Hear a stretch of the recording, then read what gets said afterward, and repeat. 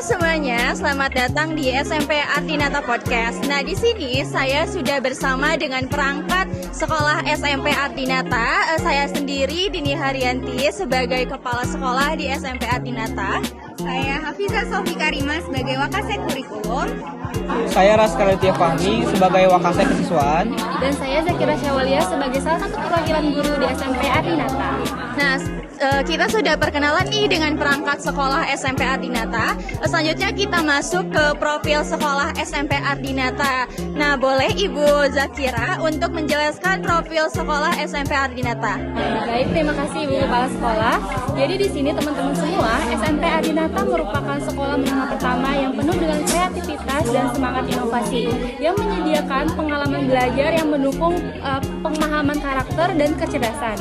Nah, dengan pendekatan pembelajaran interaktif dan fasilitas yang modern, kami menawarkan pengalaman pendidikan yang inovatif untuk mempersiapkan siswa untuk menghadapi tantangan di masa yang akan datang dengan penuh percaya diri dan pengetahuan yang mendalam. Lalu, kenapa sih teman-teman semua harus memilih SMP Ardinata? Nah, kenapa harus memilih sekolah kami? Karena SMP Ardinata menonjolkan pendekatan inovatif dalam pembelajaran, menggunakan metode yang stimulatif dan teknologi terkini untuk merangsang minat dan kreativitas siswa.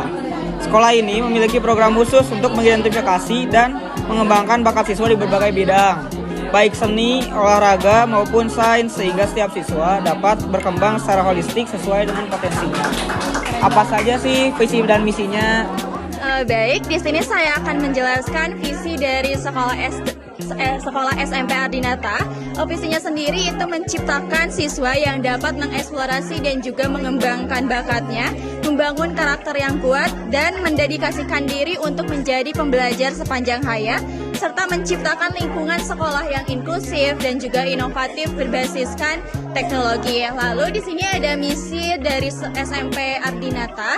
Yang pertama itu mengembangkan siswa untuk mengeksplorasi dan juga mengasah bakatnya melalui berbagai program yang ada di SMP Ardinata untuk menemukan potensi terbaiknya. Kemudian di misi yang kedua itu membangun karakter yang kuat dengan menekankan nilai kejujuran, tanggung jawab, dan empati melalui berbagai pendekatan pembelajaran. Lalu yang ketiga itu mendorong dedikasi siswa untuk menjadi pembelajar sepanjang hayat dengan memberi kesempatan dan juga dorongan bagi siswa SMP Ardinata. Lalu misi yang keempat itu menciptakan lingkungan belajar yang inklusif dan juga inovatif dengan memanfaatkan teknologi. Lalu yang kelima itu berkomitmen untuk memberdayakan siswa agar menjadi warga yang berkontribusi secara positif. Nah baik, selanjutnya kita akan mendengarkan nih bagaimana SMP Ardinata itu merumuskan perencanaan pembelajarannya. Boleh? Jadi untuk konsep perencanaan pembelajarannya sendiri, SMP Ardinata ini akan menganalisis terlebih dahulu nih kebutuhan siswanya itu seperti apa melalui tes minat bakat siswa. Selanjutnya kita akan menetapkan tujuan pembelajaran dari SMP Ardinata sendiri. Selanjutnya yaitu kita akan merumuskan desain pembelajarannya. Kebetulan di sini kita menggunakan pembelajaran mixed learning atau penggabungan beberapa desain pembelajaran. Selanjutnya ada implementasi pembelajarannya. Selanjutnya ada penilaian pembelajarannya nih. Kita menggunakan penilaian sumatif dan juga formatif.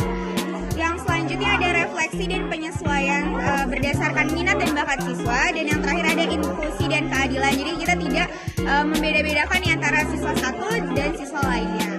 Selanjutnya akan saya serahkan kepada Ibu Kapsek. Nah, tadi kita sudah mendengar bagaimana sih SMP Ardinata itu merencanakan pembelajarannya yang merupakan salah satu hal penting gitu untuk proses pembelajaran di SMP Ardinata. Nah, kemudian saya akan mengenalkan tupoksi atau tugas pokok dan juga fungsi serta administrasi yang dibutuhkan untuk menjadi perangkat sekolah SMP Ardinata. Mulai dari saya sendiri menjadi kepala sekolah, itu terdapat 8 tupoksi untuk menjalankan tugas di SMP Ardinata. Yang pertama itu sebagai edukator, yang kedua sebagai administrator, yang ketiga sebagai supervisor, yang keempat itu sebagai leader atau pemimpin, selanjutnya sebagai manajer, lalu selanjutnya sebagai inovator, terus yang ke-7 itu sebagai motivator, kemudian yang ke-8 itu sebagai wirausaha. Lalu administrasi yang dibutuhkan oleh kepala sekolah itu ada beberapa administrasi gitu. Yang pertama itu ada administrasi keuangan, lalu yang kedua itu ada administrasi kepegawaian, lalu yang ketiga itu ada administrasi kesiswaan, yang keempat itu ada administrasi pengajaran, dan yang kelima itu ada administrasi lainnya yang dibutuhkan di SMP Ardinata. Kemudian saya serahkan untuk mengenalkan tupoksi dan juga administrasi dari Wakasek Kurikulum. Nah, selanjutnya ada tupoksi dan administrasi dari Wakasek Kurikulum. Yang pertama itu ada pengembangan kurikulum, yang kedua itu ada implementasi kurikulum, yang ketiga adalah pengelolaan materi pembelajaran, yang keempat adalah pengembangan program ekskul, dan yang kelima ada evaluasi pembelajaran, dan yang terakhir ada pembinaan dan pelatihan guru. Selanjutnya saya akan serahkan kepada Wakasek Kesiswaan. Nah, kalau Wakasek Kesiswaan, tugas pokoknya yang pertama ada pembinaan kesiswaan. Pembinaan kesiswaan tuh kayak merumuskan, menetapkan, dan melaksanakan program kesiswaan. Yang kedua ada pembinaan kesiswaan, pembinaan prestasi siswa, mengawasi dan mengevaluasi pelaksanaan program. Ketiga ada pembinaan kedisiplinan siswa, menangani pelanggaran tata tertib siswa. Selanjutnya fungsi Wakasek Kesiswaan yang pertama ada perencanaan, merumuskan program pembinaan kesiswaan. Yang kedua ada pengorganisasian, membentuk dan membina organisasi kesiswaan.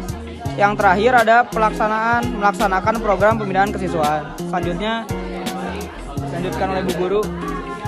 Baik, selanjutnya ada tugas pokok dan peran penting dari seorang guru nih. Nah, yang pertama itu guru tuh harus merencanakan dan melaksanakan pembelajaran. Jadi bagaimana guru merencanakan pembelajaran yang sesuai dengan kebutuhan siswa dan juga melaksanakan pembelajaran tersebut dengan berbagai metode yang variatif agar siswa tidak bosan. Lalu yang kedua ada mengelola kelas. Jadi guru harus menciptakan lingkungan belajar yang aman dan juga produktif, namun siswa juga tetap kondusif. Lalu yang ketiga ada membuat dan mengevaluasi tes. Jadi bagaimana seorang guru itu harus mengevaluasi tesnya dengan secara objektif untuk menghargai keberagaman siswa. Lalu selanjutnya ada pengembangan kurikulum, yaitu bagaimana guru harus mengembangkan kurikulum yang sesuai dengan kebutuhan siswa dan sesuai dengan standar pendidikan. Selanjutnya guru tuh harus mampu berkomunikasi yang baik dengan orang tua murid agar orang tua murid itu tahu bagaimana sih kemajuan prestasi dari anak mereka. Dan yang terakhir itu guru harus berpartisipasi dalam segala kegiatan yang ada di sekolah. Nah, untuk melakukan tugas-tugas tersebut, guru memiliki beberapa administrasi guru untuk menunjang guru dalam melakukan tugas-tugasnya.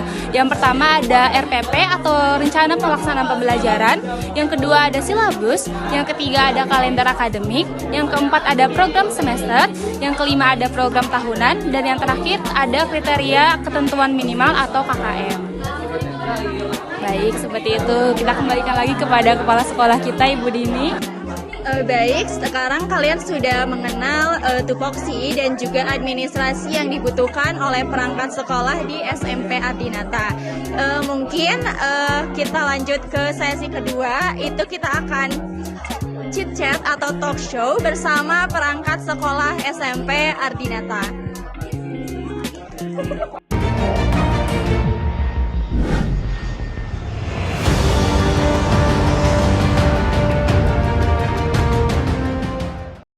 Kembali lagi di SMP Ardinata Podcast. Sekarang kita nggak usah terlalu tegang-tegang ya, kita santai-santai aja nih, kita chit-chat bareng para perangkat dari SMP Ardinata nih.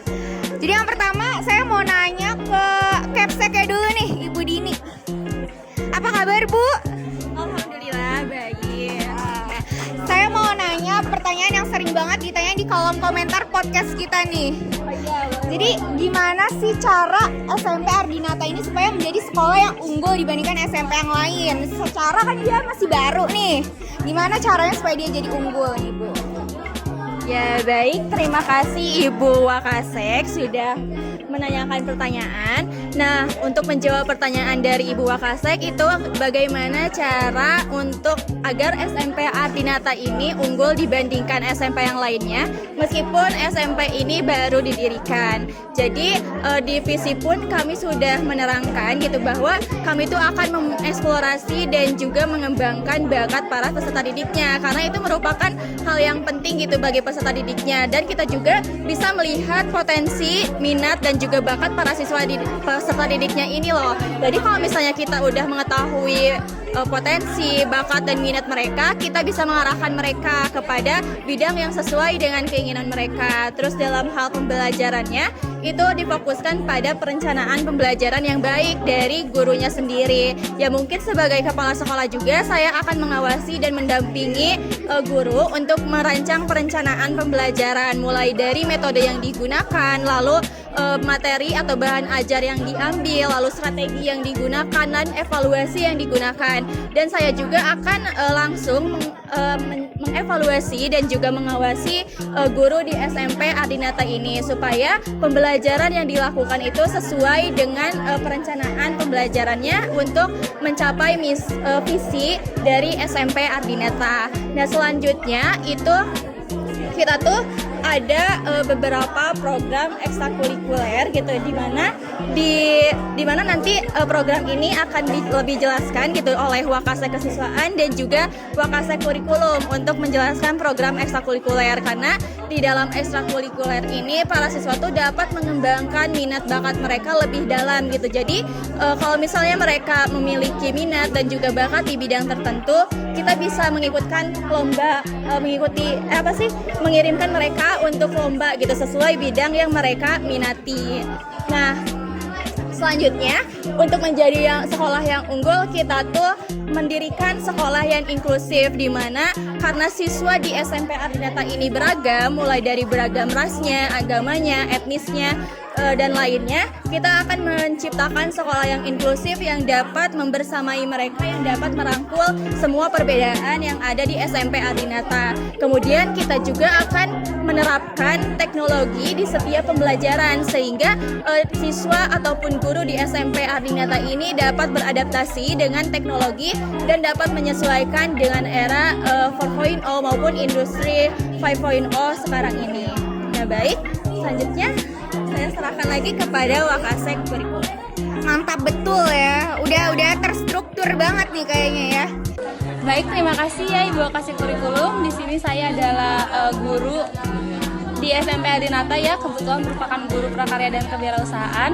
Saya juga merupakan perwakilan guru dari SMP Ardinata untuk ikut nih ke dalam podcast sekarang ini.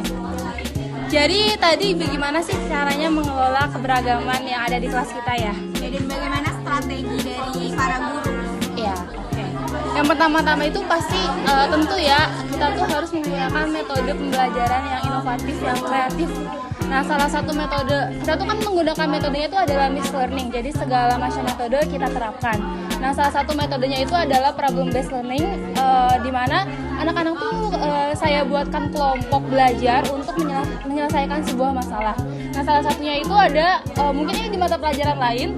Ini ada mata pelajaran biologi di mana kelompoknya itu belajar bagaimana sih meneliti spora-spora pada akar tumbuhan ya. Lalu selain itu juga saya menghadirkan metode-metode seperti inquiry, terus ada problem based learning. Selain itu juga ada strategi-strategi pembelajaran dan cara belajar yang kreatif dan inovatif sehingga siswa-siswa di kelas itu tidak akan bosan dan tidak akan merasa belajarnya tuh itu aja. Jadi kita nggak akan menerapkan sistem berupa hanya presentasi aja nih atau hanya guru aja nih yang menerangkan. Nah, nggak akan seperti itu. Jadi lebih berfokus kepada siswanya. Mantap banget ya. Nah, tadi kan kita udah berbincang nih Ibu Zakira nih. Selanjutnya kita bakal masuk ke yang kesiswaan juga nih, ada Wakasek Kesiswaan, itu Bapak Rasa. Boleh dong applause dulu. Wih, halo. Nah, Pak Rasa, tadi kan saya lihat ya di sekitar sekolah ini banyak banget murid-murid kayak yang bule-bule gitu. Ya, Jadi kayaknya sekolahnya dari mancanegara banyak banget ya. ya memang kami itu tidak hanya mencari murid dari negara sendiri, tapi kita juga open recruitment ke negara luar. Penjuru dunia lah pokoknya, universal. Udah go internasional banget. Iya, betul. Betul. Nah, kebetulan saya juga lihat tadi kayak banyak banget pamflet-pamflet expo yang menang nih. Oh, ya.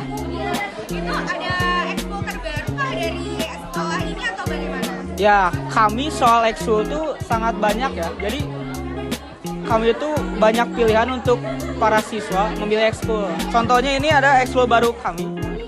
Dia tuh Olimpiade internasional. Ini para pemenangnya dua ini tuh. Ini tuh siswa dari Thailand. Mereka memenangkan Olimpiade Matematika dan masih banyak lainnya ekskul di sekolah kami. Ya bisa dilihat ini ada ekskul basket.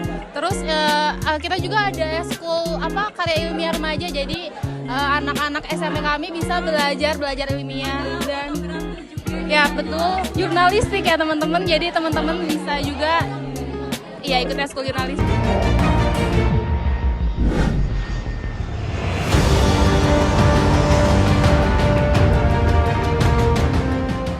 Baik, kita sudah memasuki sesi terakhir nih, sesi ketiga itu ada sesi motivator. Kita akan mengunjungi bintang tamu yang sangat menginspirasi SMP Ardianata, mulai dari siswanya maupun perangkat sekolahnya.